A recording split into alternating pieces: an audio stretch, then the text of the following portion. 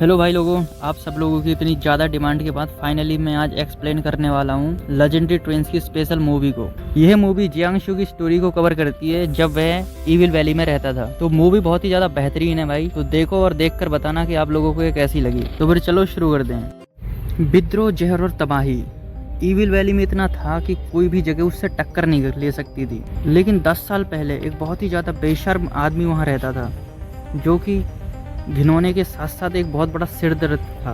वह अपने लोगों से सिर्फ चारों ओर बर्बादी ही फैलाता था। इसके बाद हमें एक 10 साल पुराना सीन दिखाया जाता है जहाँ पर एक ये बुरा आदमी, इसका नाम होता है यू युआ। तोबा तोबा तोबा, थारा मूड खराब कर दिया। हाँ मैं जानता हूँ दिमाग खराब हो गया है, लेकिन कोई ना, चलो देखते हैं आगे। तो बुढ़ा इस फैमिली से किसी पर्सन का पता पूछ रहा होता है, लेकिन इस फैमिली को उस पर्सन का पता नहीं होता है। तो इससे गुस्सा होकर ये अंकल जी को जान से मार देता है। और जब ये आंटी जी इसके ऊपर हमला करती हैं तो ये छिपकली भी इन्हें जान से मार देती है। टेंशन मत लो, अगर साथ आपने इसकी सीरीज देखी है तो आपको पता ही होगा कि बाद में जियांग इन छिपकली का सुंगरा भरने वाला है। तो ये बुढ़ा इस फैमिली को खत्म करके मन ही मन बहुत खुश हो रहा होता है और बोलता है कि मैं एक दिन इस घाटी को सीधा कर दूंगा। दूसरी सीन में हमारे हीरो जियांग शू को दिखाया जाता है, जो कि कुछ बच्चों के साथ फुटबॉल खेल रहा होता है। तो तभी यहाँ पर एक लुटेरे की गैंग आती है और वो इनकी फुटबॉल पकड़ती हुई बोलती है कि बच्चों, क्या हम भी तुम्हारे साथ खेल सकते हैं? तो इन्हें देखकर सभी बच्चे कहते हैं कि हमें खाना खाने जाना है और वहाँ से भाग जाते हैं। तो जियांगशु भी बोलता है कि मुझे भी जाना है, लेकिन ये लोग उसकी गर्दन पे तलवार रखते हुए बोलते हैं कि जो कुछ भी है हमारे हवाले कर दो, मैं गरीब हूँ। लुटेरा कहता है कि आज तो हमारी किस्मत ही खराब है। तो फिर हमारा जियांग बोलता है कि मेरे पास पैसे तो नहीं है, लेकिन मुझे पता है कि किन लोगों के पास बहुत सारे पैसे हैं और पावर है। तो उनमें से इनका लुटेरे का बॉस जियांग को एक लात मारते हुए बोलता है कि जल्दी से हमें उनके पास ले चलो। तो जियांग कहता है कि हाँ, मैं तुम्हें अभी वहाँ ले चलता हूँ। तो फिर यहाँ पर लुटेरा का बॉस एक सीटी मारते हुए अपने छुपे हुए साथियों को बाहर निकलने के लिए बोलता है। तो इन्हें देखकर हमारा जियांग भाई भी लाइक, मेरी शक्तियों का गलत इस्तेमाल किया गया माँ, ये दुनिया बहुत खराब है माँ। फिर दूसरे सीन में हमें एक सिटी को दिखाया जाता है जहाँ पर काफ़ी सारे लोग बाजार में घूम रहे होते हैं। तो वहाँ पर ये लुटेरे का बॉस आता है और बोलता है चुरा लो। इसे देखकर सभी लोग वहाँ से भागने लगते हैं, लेकिन एक आदमी तब भी वहाँ से नहीं भागता।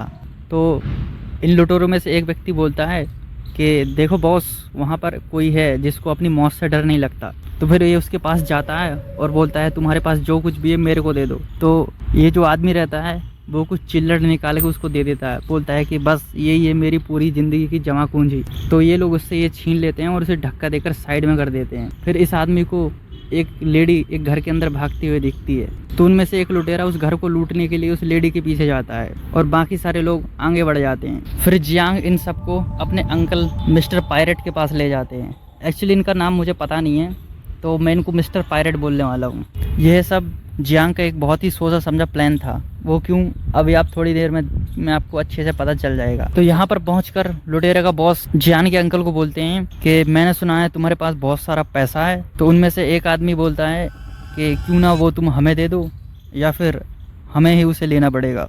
तो जियांग के अंकल जी बोलते हैं हाँ क्यों नहीं, और वो कुछ सिक्के उनकी ओर इतनी ज़ोर से फेंक के मारते हैं कि वो आदमी तो वहीं ढेर हो जाता है। इसे देखकर बाकी सारे लोग बहुत बुरी तरीके से डर जाते हैं और वो सब के सब वहाँ से भागने लगते हैं। लेकिन दरवाजे पे जियांग के एक और अंकल खड़े होते हैं जो कि एक लुटेरे को वहीं पर ढेर कर देते हैं। फिर ये सभी लोग और आगे बाजार में जाते हैं और हमें उस आदमी को दिखाया जाता है जो कि उस लेडी के पीछे जाता है।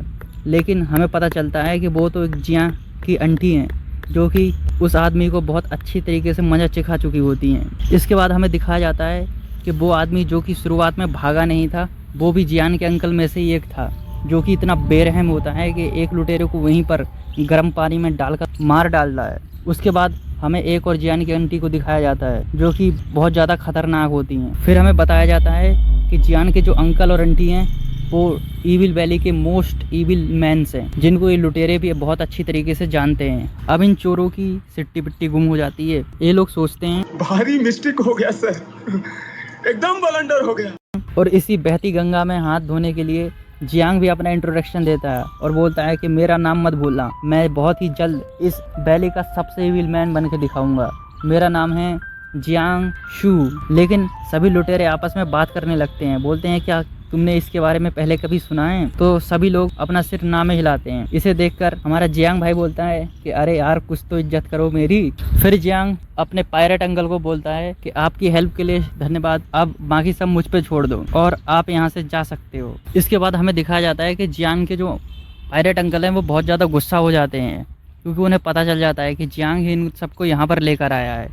इसलिए वो उसको धक्का देती है, बोलते हैं कि इन सबको मार दो तो मैं तुम्हें जाने दूंगा। तो इस पर जियांग बोलता है, मास्टर मैं आपका डिसाइपल हूँ जिसने आपकी हड्डी पसली एक कर दी है, आप मेरे साथ ऐसा कैसे कर सकते हो? तो मौके का फ़ायदा उठाने के लिए ये जो लुटेरे का बॉस रहता है वो सब लोगों को बोलता है कि इस पर हमला कर दो। तो हमारा जियांग भी कहाँ किसी से कम था, वो एक को बहुत बढ़िया तरीके से अच्छा सबक सिखाता है। सब लोगों को हारता देख लुटेरों का बॉस इस लड़के को बोलता है कि जाओ तुम जाके हमला करो, लेकिन ये लड़का इन लोगों को धोखा दे देता है और इन्हीं लोगों को मार देता है। और जियांग के अंकल से कहता है कि मुझे अपना डिसाइबल बना लीजिए और मुझे ईविल वैली में जाने की अपॉर्चुनिटी दीजिए। वैसे आप लोगों की जानकारी के लिए बता दूं, जो हमें सबसे पहले सीन में जो छोटा लड़का दिखाया गया था वो यही होता है, और ये ईविल वैली में क्यों जाना चाहता है अभी आपको थोड़ी देर में पता चल जाएगा। इसकी ऐसी बात सुनकर जियान के पायरेट अंकल बोलते हैं कि हाँ दोनों में से कोई एक ज़्यादा सही रहेगा। फिर जियान की आंटी कहती हैं कि तुम्हारा चेहरा तो बहुत अच्छा है लेकिन तुम्हारा दिल उतना ही काला है। तो फिर जियांग के पायरेट अंकल बोलते हैं ये तो बहुत अच्छा है एक ईविल मैन बनने के लिए। और फिर वो लोग जियांग और इस लड़की की बैटल करा देते हैं, बोलते हैं कि तुम में से जो जीतेगा वही ईविल वैली जाएगा। फिर इन दोनों की ज़बरदस्त फाइट होनी शुरू हो जाती है। अब भाई इस फाइट की मैंने पहले ही एक एडिट बना के डाल दी है, जो कि इस वीडियो के बाद आप लोग जाके देख लेना और अपन आगे बढ़ते हैं। लिंक जो है वो पिंड कमेंट में दे रखी है मैंने। तो जो जियांग होता है वो इस लड़के को हरा देता है। फिर इसके पायरेट अंकल उसको एक चक्कू देते हुए कहते हैं इसे मार डालो, लेकिन हमारा जियांग उसको नहीं मार पाता है क्योंकि भाई का दिल अच्छा है यार, वो बुरा आदमी नहीं है। तो फिर यहाँ पे हमारे जियांग के एक और अंकल की एंट्री होती है, जो कि कहते हैं कि दोनों ही बहुत अच्छे डिसाइपल हो सकते हैं, क्यों ना तुम इन्हें मेरे हवाले कर दो। तो जियांग के पायरेट अंकल उनकी बात मान जाते हैं और उन दोनों को जियान के ये लड़की वाले अंकल, मेरा मतलब इन अंकल के हवाले कर देते हैं। तो जियान के जो ये अंकल होते हैं इनका नाम होता है अंकल वैन। तो अंकल वैन जियान से कहते हैं कि अगली बार मैं तुम्हें नहीं बचाऊंगा। तो जियान अंकल वैन से कहता है कि हाँ आप ये हज़ारों बार कह चुके हैं। फिर अंकल वैन कहते हैं कि तुम्हारे मास्टर जो भी करते हैं वो तुम्हारे भले के लिए ही होता है। फिर जियांग अपने अंकल वैन से पूछता है कि अंकल किसी को मारना इतना कठिन क्यों है? तो इस पर अंकल वैन कुछ भी नहीं कहते हैं। लेकिन इसके बाद जियान फिर कहता है कि आप देखना एक दिन मैं इस वैली का सबसे बड़ा विलन बन के दिखाऊंगा। फिर अंकल वैन इस लड़के के पास जाते हैं और इसके हाथ को ठीक कर देते हैं और इसे बोलते हैं कि ये ठीक हो जाएगा, बस तुम्हें कुछ दिन बिना कुछ खाए पिए रहना होगा। फिर ये लड़का अंकल वैन का शुक्रगुजार करता है। तो अंकल वैन इससे इसका नाम पूछते हैं, जिस पर ये लड़का अपना नाम हैन बताता है, जो कि हैन फैमिली से बिलोंग करता है, जिसको शुरुआत में उस अजीब से बूढ़े ने ख़त्म कर दिया था। तो इसके बाद हमारा जियांग बोलता है कि ओहो तुम तो बहुत ही जल्दी मेरे दोस्त बनने लगे, जिस पर ये लड़का उससे कुछ नहीं कहता।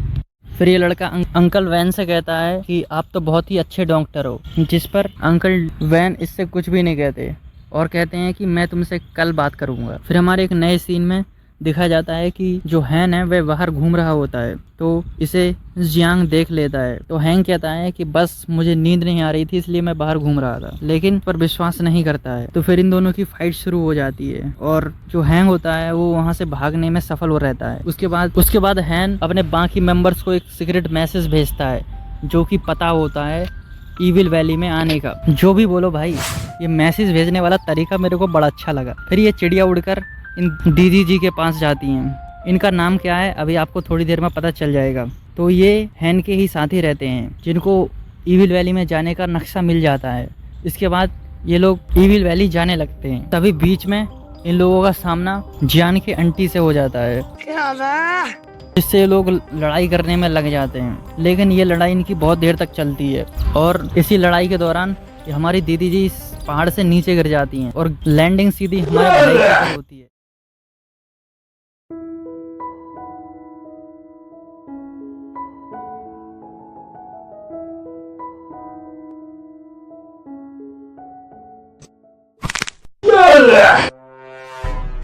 तेरी बहन का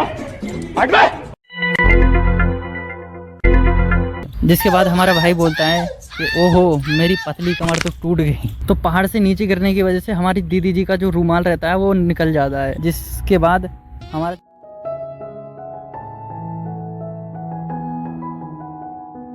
क्या देख रहा है। इसके बाद जियांग बोलता है अरे कुछ भी नहीं। तो हमारी दीदी जी देखती हैं कि जियांग को तो चोट लगी है,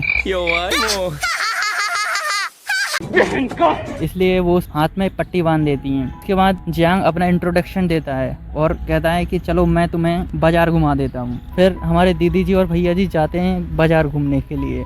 फिर अगले सीन में हमें दिखाया जाता है कि हमारे दीदी जी और भैया जी जो हैं वो बाजार में घूमने जा रहे हैं, जहाँ पर काफ़ी ज़्यादा पहले की तरह भीड़ भाड़ हो गई है। और फिर ये लोग एक मीट की दुकान पर पहुँचते हैं, जहाँ पर ये आदमी दुकान पर कम और बॉडी बिल्डिंग पर ज़्यादा ध्यान दे रहा था। देख रहे हो ना भाई। फिर हमारे दीदी जी और भैया जी इस दुकान पर पहुंचते हैं, जहां पर ये आदमी दीदी जी को देखकर अपनी बॉडी शॉडी दिखाने लगता है और छपरी बंदी करने लगता है। जिसके थोड़ी देर बाद यहाँ पर एक मोटी सी आंटी आ जाती हैं और इस अंकल जी को ठिकाने पर लगा देती हैं। एक हमारा ना सड़क पे हकता फिरेगा, मतलब दुकान पर लगा देती हैं। उसके बाद फिर इन दीदी जी और इन आंटी जी की कुछ लेडीज़ वाली बातें शुरू हो जाती हैं, जो कि जानने वाली बिल्कुल नहीं है। तो फिर हमारा भाई जियांग दीदी जी को ले जाने लगता है, बोलता है कि चलो यहाँ से। उसके बाद जियांग दीदी जी से उनका नाम पूछता है कि तुम्हारा क्या नाम है। मेरा नाम है जियांग शू। तो दीदी जी अपना नाम सुइंग बताती हैं। तो फिर जियांग बोलता है कि वाह ये तो बहुत ही प्यारा नाम है सुइंग। तो बेशक दीदी जी को अपना तारीफ सुनकर बहुत ही अच्छा लगता है। तो फिर जियांग बोलता है कि ये ईविल वैली का सबसे अच्छा होटल है, तुम यहाँ रुक सकती हो। लेकिन जो हमारी दीदी जी रहती हैं वो तो सोच रही होती हैं कि कैसे मैं इससे पीछा छुड़ाऊं। हमारे भाई से पीछा छुड़ाने के लिए वो यहाँ पर एक मैटर क्रिएट कर देती हैं, जिससे वो वहाँ से तो निकल जाती हैं और हमारा भाई वहीं पे फंस जाता है। फिर अगले सीन में हमारे जियान के पायरेट अंकल को दिखाया जाता है, जो कि कुछ छाना भी नहीं कर रहे होते हैं। इसके बाद फिर से सीन शिफ्ट होता है और इस बार हमें सुइंग को दिखाया जाता है, जो कि एक रूम में होती हैं। और वहाँ पर अचानक से हमारा भाई भी प्रकट हो जाता है, जिसे देखकर सुइंग डर जाती हैं और हमारे भैया और दीदी जी की आपस में लड़ाई शुरू हो जाती है। लेकिन हमारा भाई कहाँ कच्चा खिलाड़ी, अच्छी टक्कर देता है। लेकिन यहाँ पर दीदी जी का ये जो अजीब सा औजार रहता है वो दोनों पर ही भारी पड़ जाता है और वो अंकल डैन के बिछाए एक जाल में फंस जाते हैं। जिसके बाद हमारा भाई बहुत देर तक चिल्लाता है कि कोई उसे आके बचा लो, लेकिन वहाँ पर कोई भी नहीं आता। फिर थोड़ी देर बाद अंकल हैन आते हैं, लेकिन वो कहते हैं कि मैंने तुम्हें पहले ही कहा था, अब मैं नहीं बचाने वाला तुम्हें, और वो उन दोनों को यहीं पर छोड़ देते हैं। तो इसके बाद हमें दिखाया जाता है कि जियांग के बाकी सारे अंकल आंटी भी वहाँ आ गए हैं और जियांग के पायरेट अंकल बोलते हैं कि जो एन लियाओगी है वो यहाँ से जा चुके हैं और घाटी के लोग बता रहे हैं कि उन्होंने उन्हें घाटी में आने से पहले देखा था। तो जियांग बोलता है क्या? तो फिर जियांग के पायरेट अंकल बोलते हैं कि समझदारी से काम लो और हमें सच्चाई बता दो। ये जियांग के अंकल सुइंग को बोलते हैं। तो सुइंग भी फिर अपना नाटक करते हुए बोलती है कि मैं तो यहाँ गलती से आ गई और फंस गई हूँ और मैं यहाँ से अलग होना चाहती हूँ। तो फिर जियांग के ये वाले अंकल जी कहते हैं कि झूठ मत बोलो, वरना मैं तुम्हें अपनी बोतल में बंद करके पका डालूंगा। सुइंग बोलती हैं अच्छा तुम मेरे ऊपर विश्वास नहीं कर सकते हो, पर क्या तुम इसके ऊपर भी विश्वास नहीं कर सकते? तो हमारा भाई जियांग शू बोलता है कि सच में मुझे कुछ नहीं पता, चाहे तो तुम मुझे मार दो। तो जियांग की आंटी कहती हैं कि अच्छा तो फिर तुम यहाँ क्या कर रहे हो? तो जियांग कहता है कि मैं इसे नहीं छोड़ सकता, मैं इसे अपनी फ्यूचर वाइफ के तौर पर रखना चाहता हूँ। तो फिर यह सुनकर उसके अंकल आंटी जी यहाँ से चले जाते हैं। तो हमारा भाई जियांग बोलता है कि अंकल मुझे बाहर निकालो। तो उसके अंकल बोलते हैं कि उस लड़की को मार दो। तो जियांग बोलता है कि अरे मैं उसे मार कैसे सकता हूँ जब मैं उसे खोल ही नहीं सकता। तो उसके बाकी अंकल आंटी जी वहाँ से चले जाते हैं और उसको वहीं पर बंद करके छोड़ देते हैं। तो उसके बाद हमारा भाई रोने लगता है और चिल्लाने लगता है, जिसे सुनकर सुइंग बोलती है कि अरे चिल्लाना बंद करो। तो फिर थोड़ी देर बाद हमारा भाई नॉर्मल हो जाता है और फिर थोड़ा सा जुगाड़ बना के उस रस्सी से बाहर निकल जाता है। लेकिन इस दौरान जो सुइंग रहती हैं उसकी शर्ट को पकड़ लेती हैं, जिससे भाई की एकदम 6 एब्स दिख जाते हैं। पहले तो भाई बहुत लंबी चौड़ी फेंक रहा होता है, लेकिन फिर दीदी से पूछता है क्या मेरे साथ कुछ गलत हुआ है? तो दीदी शर्माती हुई बोलती हैं कि तुम्हारे कपड़े। तो भाई देखता है कि शर्ट तो गायब है। लड़कियों की तरफ पूरा शर्माते हुए बोलता है कि वापस करो। तो हमारी दीदी जी भी सीधी लाते आकर कपड़े वापस करती हैं कि लो पहनो अपने कपड़े। तो फिर हमारा भाई कपड़े पहनता है और फिर बाहर निकलने का ट्राई करता है, लेकिन वो बाहर नहीं निकल पाता, इसलिए वो वहीं पर सो जाता है। जिसे देखकर सुइंग कहती हैं कि तुम सोते हुए ज़्यादा हैंडसम लगते हो, और फिर उसे ये पता नहीं कौन सा टॉनिक रहता है वो देने लगती हैं। आई थिंक ये पॉइजन रहता है, लेकिन अगर शायद आप लोगों ने सीरीज़ देखी हो तो आप लोगों को पता होगा कि जियांग के ऊपर पॉइजन का कोई असर ही नहीं होता है। फिर जो हमारी दीदी जी सुइंग रहती हैं वह इस चिड़िया की मदद से अपने साथियों के पास मैसेज भेज देती हैं। फिर हमें दूसरे सीन में इनके साथियों को दिखाया जाता है और हमें पता चलता है कि जो अंकल एन है वो इन्हीं के कब्जे में रहते हैं। उसके बाद मैसेज मिल जाने के बाद इनके साथी आते हैं इन्हें बचाने के लिए, जिसके बाद ये जो लड़की होती है वो हमारे भाई जियांग को मारने की कोशिश करती है, लेकिन सुइंग उन्हें बचा लेती हैं और कहती हैं कि ये बुरा इंसान नहीं है, इसका दिल बहुत अच्छा है। तो वे लोग उसे वहीं पर छोड़कर बाहर निकल जाते हैं। फिर थोड़ी देर बाद हमें दिखाया जाता है कि जियांग कहता है कि क्या मैं बुरा नहीं हूँ। इसका मतलब हमें पता चल जाता है कि जियांग एक्चुअली सोने का नाटक कर रहा था। तो अगले सीन में हमें अंकल वैन को दिखाया जाता है जो कि अपनी एक लाइब्रेरी में होते हैं, जहाँ पर थोड़ी देर बाद हैन और उसके बाकी सारे साथी आ जाते हैं। फिर वो सभी लोग अंकल वैन को किडनैप कर लेते हैं और ये लोग उनको पकड़कर कहीं ले जाने लगते हैं। तभी यूसिंग नोटिस करती है कि जो येलो और वाइट है उनके साथ कुछ गलत हुआ है, और जब उनको चेक करती है तो उसे पता चलता है कि वो तो पपेट बन चुके हैं। और थोड़ी देर बाद उसे पता चल जाता है कि ये सब हैन और ये दूसरी लड़की का प्लान है। फिर ये लोग यूसिंग को भी अपना साथ देने के लिए पूछते हैं, लेकिन यूसिंग उन्हें मना कर देती है। फिर ये दूसरी वाली लड़की जिसका नाम होता है टी सिंग और यूसिंग की आपस में लड़ाई शुरू हो जाती है। इसके बाद जो हैन होता है वह अपनी परपेसिटी टेक्निक का यूज करके अंकल वैन को मारने का ट्राई करता है, लेकिन यहाँ पर एक झोल हो जाता है। वो अंकल वैन नहीं बल्कि जियांग की आंटी रहती हैं, जिसे देखकर जो सुइंग रहती है वो बिल्कुल शॉक हो जाती है। इसके बाद हमारे जियांग के पायरेट अंकल और बाकी सारे अंकल भी आ जाते हैं और जियांग अपनी एंट्री मारते हुए बोलता है कि याद रखना मैं ईविल मैन हूँ, गुड मैन नहीं हूँ। इसके बाद जियांग हैन से कहता है कि एक और बेकार सी ट्रिक, तुम फिर से पकड़े गए, तुम तो बोरिंग हो। तो फिर यहाँ पर हमें पता चलता है कि जो हैन है वो अंकल वैन को क्यों किडनैप कर रहे थे। तो फिर ये जो पूरी स्टोरी है मैं तुम लोगों को जल्दी से शॉर्ट में बता देता हूँ। तो देखो भाई, जो हैन और उसके बाकी सारे साथी रहते हैं वो उस बुढ़ऊ के ही अंडर में काम करते हैं, जो कि उनको अंकल वैन को किडनैप करने के लिए यहाँ पर भेजता है ताकि अंकल वैन उसके अपाहिज पैरों का इलाज कर सकें। लेकिन जो हैन है वो तो उस बुढ़ऊ से बहुत ज़्यादा नफरत करता है, क्योंकि उस बुढ़ऊ ने उसकी पूरी फैमिली को ख़त्म कर दिया था। इसलिए हैन ने बिल्कुल पक्का कर लिया था कि किसी भी कीमत पर अंकल वैन उस बुढ़ऊ का इलाज ना करें। इसलिए हैन अंकल वैन को किडनैप कर लेता है और उन्हें मारने की भी कोशिश करता है। तो फिर इसके बाद अंकल वैन हैन से कहते हैं कि तुम जरूर हैन फैमिली के बेटे होगे। तो हैन कहता है कि तुम हैन फैमिली के बारे में बोलने के लायक नहीं हो। तो अंकल वैन कहते हैं वो हैन फैमिली जिसको 10 साल पहले युआ ने मार दिया था। तो इस पर हैन कहता है मैं इसका बदला तुम्हारे खून से लूंगा, और फिर वह बहुत जोर जोर से हंसने लगता है। इसके बाद हैन अपनी परपेसिटी टेक्निक का यूज करके अंकल इनको भी समन कर लेता है। फिर जियांग के पायरेट अंकल वैन से पूछते हैं कि यहाँ पे परपेसिटी टेक्निक का कोई तोड़ है, जिस पर अंकल वैन कहते हैं कि हाँ, मुझे अपने मेडिकल रूम में जाकर इस चीज के बारे में रिसर्च करनी पड़ेगी। तो पायरेट अंकल बोलते हैं ठीक है, तुम जल्दी जाओ और तब तक हम इन्हें रोकते हैं। तो ये सभी लोग वहाँ से जल्दी से भाग जाते हैं और यहाँ पर जो जियांग के पायरेट अंकल और उनका ग्रुप होता है वो हैन के ग्रुप से भिड़ जाता है और एकदम घमासान वाला युद्ध शुरू हो जाता है यहाँ पर। तो भागते हुए यूसिंग जियांग से कहती है कि ये लोग बदले में आकर सभी लोगों को ही मार देंगे। तो जियांग कहता है हाँ, बहुत ही क्रूर लोग हैं। और फिर जियांग कहता है कि चिंता मत करो, मैं तुम्हारी मदद करूंगा। और भागते हुए जो अंकल वैन है उनको परपेसिटी टेक्निक के बारे में बताते हैं कि परपेसिटी में जो लोग होते हैं वे अपनी कॉन्शियसनेस और पेन को खो देते हैं। वो लोग एक मशीन बन जाते हैं जो कि सिर्फ कमांड्स पर काम करती है, और इसके सेकंड लेवल पर तो थ्रेट्स वगैरह की भी जरूरत नहीं पड़ती है। इन लोगों को डायरेक्टली फ्लूट या फिर इस फ्लूट ही की तरह कुछ साउंड्स वगैरह निकाल कर कंट्रोल किया जा सकता है। तो इस पर जियांग कहता है कि अच्छा, इसीलिए अंकल एन जो है हमें पहचान नहीं रहे थे। फिर जियांग अंकल वैन से कहता है कि क्या कोई तरीका है जिससे मैं अंकल एन की मदद कर सकूं। तो अंकल वैन बोलते हैं हाँ, और तभी वहाँ पर हैन आ जाता है। तो फिर हैन कहता है कि मैं देखना चाहता हूँ कि आखिर इन मशीनों में कितनी ताकत है, क्या तुम हैन फैमिली की इन कठपुतलियों को हरा सकते हो। तो फिर टी सिंह की एंट्री होती है और वह कहती है कि अनफॉर्चुनेटली इन्हें हराने के लिए इन्हें पहले जिंदा रहना पड़ेगा।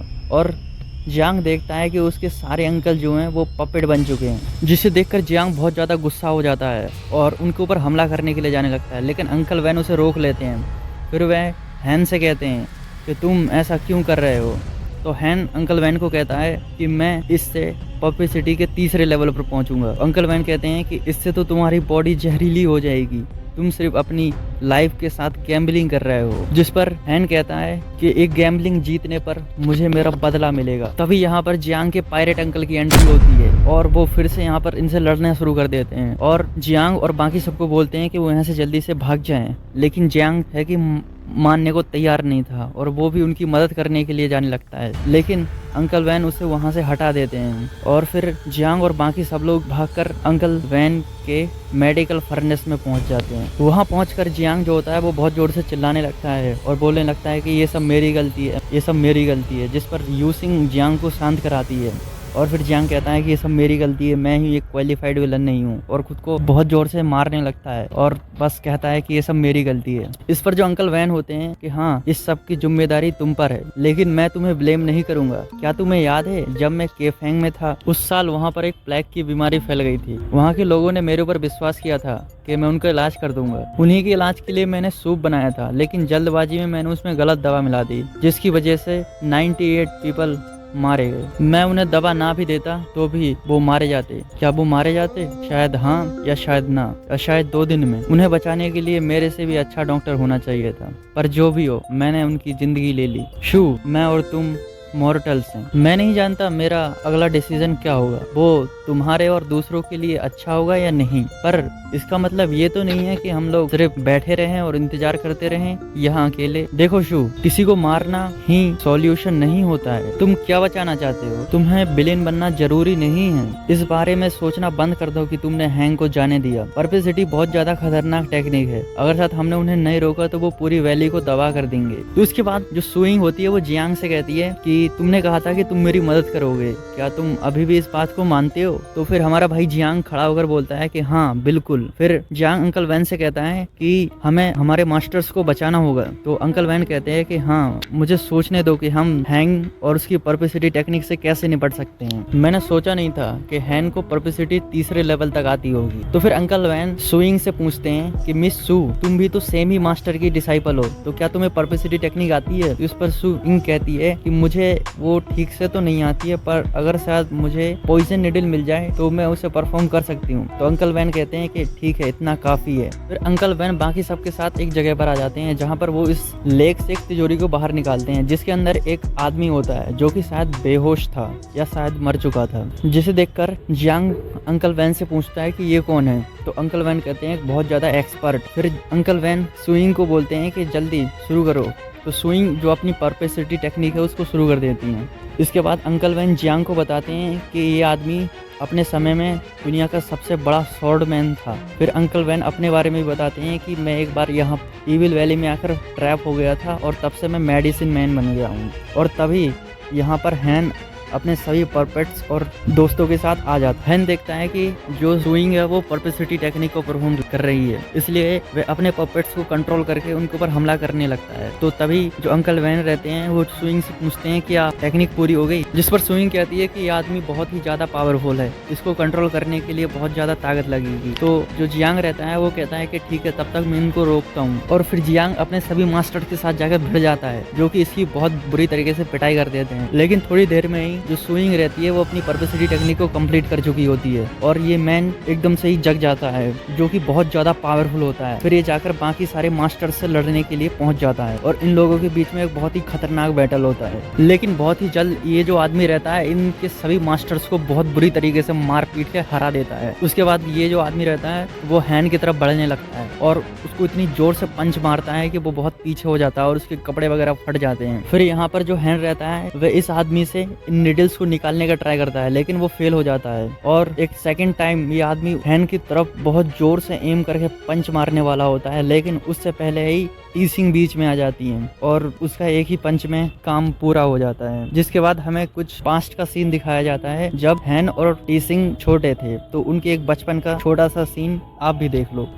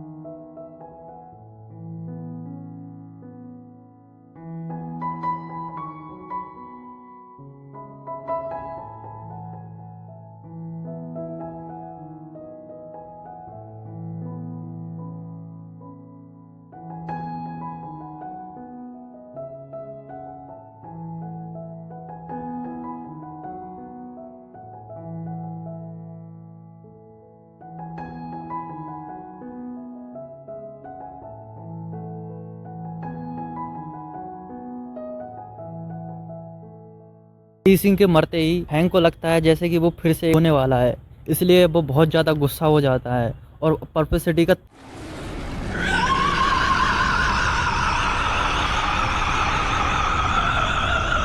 तीसरा लेवल का यूज़ करता है, जिसमें वो अपने शरीर में लगी हुई निडल्स को बाकी सारे मास्टर्स में फेंक के मारता है, जिससे उनकी जो ताकत रहती है वो एकदम से ही अचानक से बहुत ज़्यादा बढ़ जाती है। फिर यहाँ से दोबारा से बैटल शुरू हो जाता है और हैंग तो पूरी बैली को ही तबाह करने पर लग जाता है, जिसे रोकने के लिए हमारा भाई जियांग जाता है, लेकिन वो बुरी तरीके से मार खाता है। फिर थोड़ी देर बाद यहाँ पर ये जो पहले हमारे अंकल जी और आंटी जी दिखाए गए थे वो लोग आ जाते हैं और इसी के साथ साथ बैली के बहुत सारे लोग आ जाते हैं यहाँ पे। वो लोग हैंग को कहते हैं कि हम तुम्हें बैली को बर्बाद नहीं करने देंगे, जिस पर जो हैन होता है वो हंसता है और एक एक करके सब लोगों को मारने लगता है। इतनी बुरी तरीके से पिटने के बाद जियांग सुइंग से बोलता है कि तुम मेरे ऊपर भी परप्लेक्सिटी टेक्निक का यूज करो, लेकिन सुइंग बोलती है कि इससे जो लोग होते हैं वे अपनी कॉन्शियसनेस को खो देते हैं और उनकी डेथ भी हो सकती है। लेकिन जो अंकल वैन होते हैं वो जियांग को एक मेडिसिन देते हैं जिससे वो अपनी कॉन्शियसनेस को नहीं खोएगा, और फिर जो सुइंग रहती है वो जियांग के ऊपर परप्लेक्सिटी टेक्निक का यूज करती है, जिससे जियांग के अंदर भी अचानक से बहुत सी पावर आ जाती है। फिर यहाँ पर जियांग और हैन की आपस में फाइट शुरू हो जाती है। यहाँ पर हैन के पास स्वॉर्ड का एडवांटेज होने के कारण वह जियांग के ऊपर भारी पड़ रहा होता है, इसलिए जियांग की मदद करने के लिए जो सुइंग रहती है वो उसे एक स्वॉर्ड फेंक के देती है।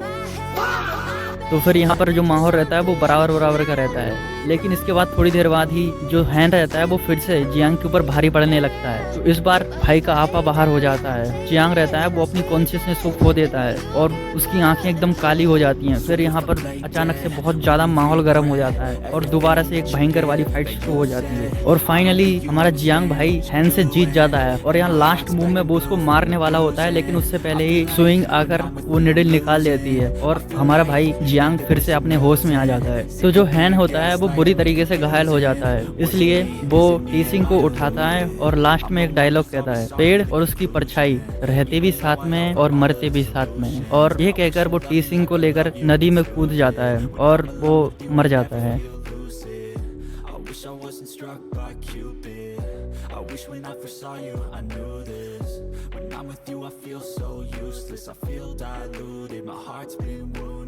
मर जाता है, जिसके बाद जो जियांग के सारे मास्टर्स होते हैं वो ठीक हो जाते हैं और अपने होश में आ जाते हैं, मतलब परप्लेक्सिटी टेक्निक जो थी वो खत्म हो गई थी। तो इसके बाद जो सुइंग रहती है वो जियांग को भी मेडिसिन देने लगती है और कहती है कि जियांग की जो बॉडी है वो ऑर्डिनरी पीपल से काफी ज्यादा अलग है। इसके बाद जो सुइंग रहती है वह जियांग का थोड़ा ख्याल रखती है। उसके बाद वापस उन्हें जाना होता है ये सारी चीजें रिपोर्ट करने के लिए अपने मास्टर के पास। तो सुइंग के वापस जाने से पहले हमारे भाई जियांग और सुइंग के बीच में कुछ बातें होती हैं, जिसमें सुइंग जियांग से पूछती है क्या तुम बाहर की दुनिया में घूमना नहीं चाहते, बर्फ से ढके हुए पहाड़, समुद्र और बड़े बड़े ग्रासलैंड, जिस पर जियांग बोलता है नहीं। तो सुइंग बोलती है क्यों? तो जियांग कहता है कि मेरे उस दिन तक का इंतजार करो जब तक कि मैं बाहर की दुनिया के एडवेंचर पर नहीं जाता। सुइंग कहती है ठीक है, फिर ये डील होती है, जब तुम बाहर की दुनिया के एडवेंचर पर जाओ तो मुझसे जरूर मिलना। तो जियांग कहता है हाँ ठीक है। तो सुइंग कहती है फिर मुझसे वादा करो, लेकिन जियांग कहता है कि तुम्हें मेरे ऊपर विश्वास नहीं करना चाहिए और उसका हाथ हटाते हुए साइड में जाने लगता है।